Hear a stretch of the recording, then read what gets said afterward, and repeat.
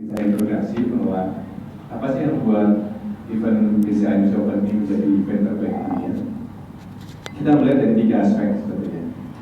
Yang pertama pasti adalah bagaimana event ini diselenggarakan dalam pelaksanaan pertandingannya.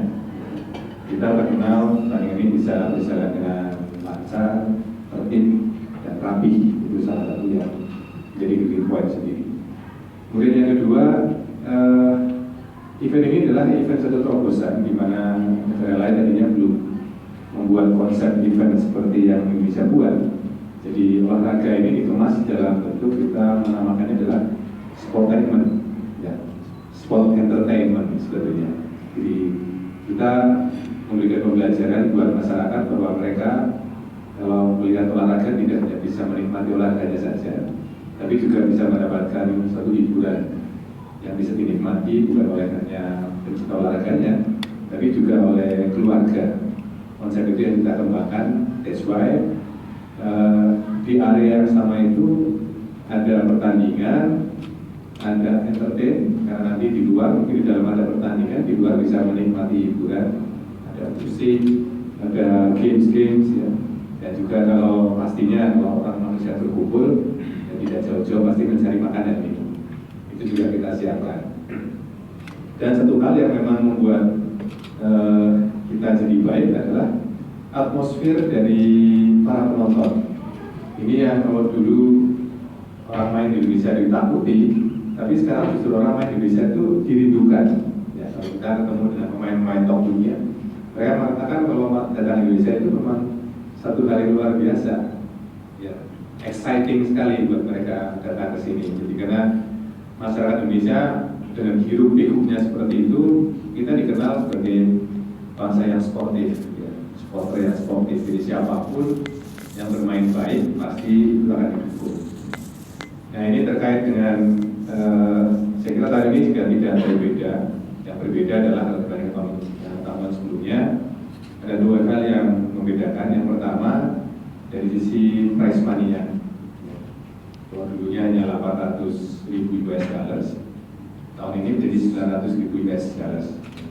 Turnamen terbesar kedua. Ya. Karena yang pertama adalah Australia nanti. Australia itu 1 juta, kalau Dubai itu Super Series final. Jadi hanya invitation, hanya terbatas saja yang akan bertanding di sana. Kemudian yang kedua, event ini jadi event yang sangat penting. That's why hampir semua pemain top dunia datang ke Indonesia karena ini adalah 3 event terakhir, ya, Thomas Cup, Indonesia Open, dan Australia Open yang akan dipakai ranking poinnya itu menjadi seeding untuk Olimpiade, ya. Itu yang penting sekali. Jadi ini adalah satu modal buat kita semua yang mudah-mudahan ini jadi bahan untuk bisa kita expose. Ya. Dan sebetulnya kemarin ada satu sejarah baru di Indonesia yang kita rasakan. Kebetulan kemarin Indonesia berjuang di Thomas belum berhasil. Ya. Hanya sampai dengan partai final, tapi kalah dengan Denmark.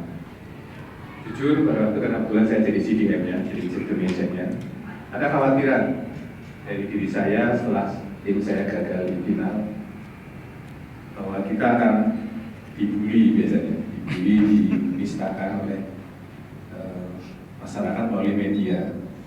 Tapi ini satu hal yang luar biasa. Kemarin juga saya di acara penutupan olahraga badminton wartawan saya sampaikan apresiasi yang luar biasa buat semua media di Indonesia, baik media elektronik, cetak maupun televisi. Ya, itu online itu semuanya memberikan apresiasi kepada para pemain muda kita. Ini baru dalam sejarah. Tidak ada satupun media yang mencerca atau menyesalkan atau menistakan tim muda itu. Itu yang kemarin saya kira luar biasa buat kita. Dan saya yakin teman-teman bloggers pun juga nantinya saya kira sepakat dengan kita karena ini adalah tim muda yang perlu di-encourage, ya, perlu dibesarkan nantinya. Mereka masih ada usia 18, 19, 20 tahun, ya, masih panjang dan mereka sudah dalam track yang baik. Ya, saya yakin Ini dengan kerjasama yang baik kita dengan para bloggers bisa membesarkan event ini dan juga memberikan dorongan semangat buat para pemain-pemain lainnya. Saya kira itu sebenarnya yang saya sampaikan. Nanti mungkin Mbak Yudi bisa berikan penjelasan lebih banyak lagi. Terima kasih. Wassalamualaikum warahmatullahi wabarakatuh. Terima kasih tadi. Selamat malam. Selamat malam untuk semuanya, blogger, Pak Budi, Frans.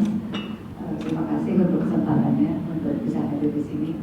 Tadi sudah dijelaskan panjang lebar tentang event Indonesia Open.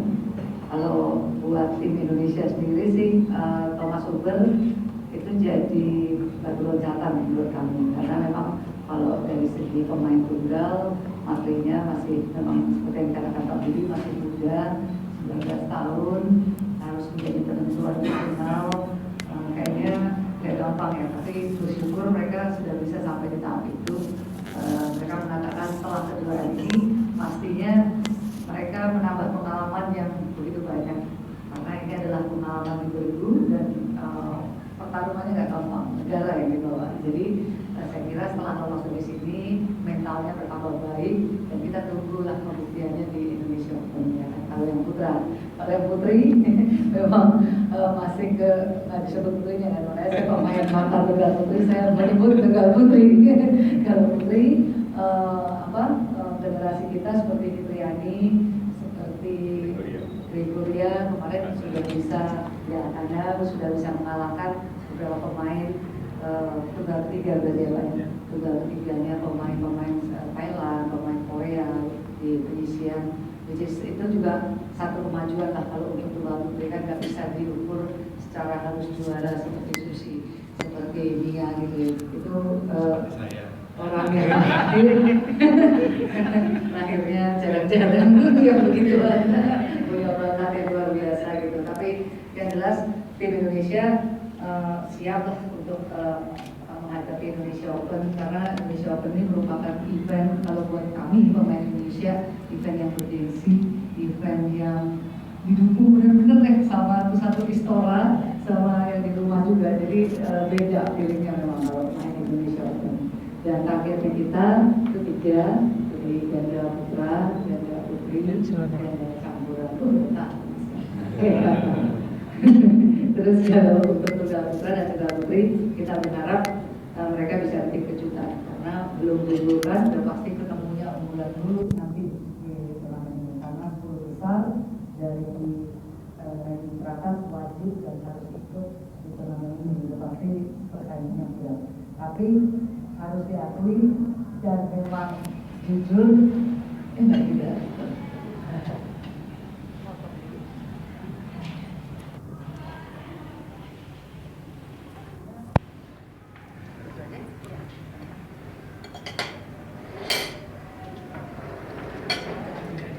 Selamat malam Mbak. Selamat malam Mbak. Dilanjutin dulu ya Mbak ngomongannya. Lagi tanggung. Tadi, iya terima kasih. Jadi, kemana tadi? Indonesia Open harus diakui emang berbeda. Kebanyakan wawancara, maaf. Memang berbeda dengan negara lain gitu kan. Kalau kita sering keliling dunia, kita tahu kejuaraan sekelas Olimpiade pun mereka nggak punya entertainment yang seperti Indonesia Open. Ini satu-satunya lah. Udah punya maskot, dia punya entertainment, dia punya tempat food truck yang begitu seru gitu kan. Terus banyak jumpa fans, ada booth-booth, itu nggak pernah ada di negara lain ya.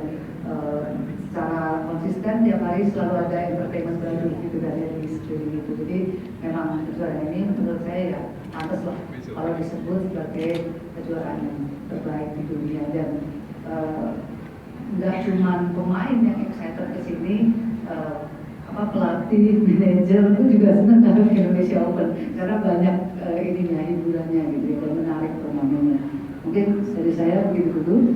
Terima kasih untuk ininya, untuk sharing. Sebelum sharing yang lain, sore hari ini Ibu Ines Jawati, beliau adalah Corporate Secretary DCA, telah hadir di tengah-tengah kita. Mungkin sebelum Mas Frans Bu Ida dulu ya bisa sharing mengapa BCA mendukung kegiatan Desa Indonesia Open. Silakan.